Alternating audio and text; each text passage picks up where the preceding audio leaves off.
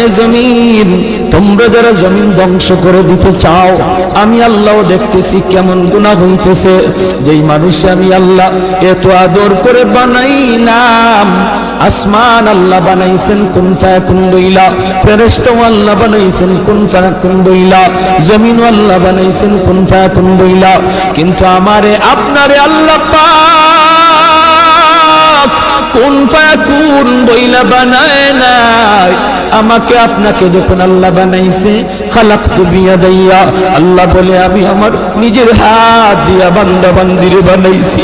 কারণ এই চেহারার মধ্যে এত দামি কপাল, ওই কপাল দিয়া বান্দা আমার কুদরতি কদমে সেজদা দিবে। এই কপালটার এত দাম, এই কপাল কুন ফায়াকুন বললে হয় না, এই কপাল ফেরেশতাদের হাতে বানাইলেও হয় না, আমি আল্লাহ নিজের হাতে বানাইছি।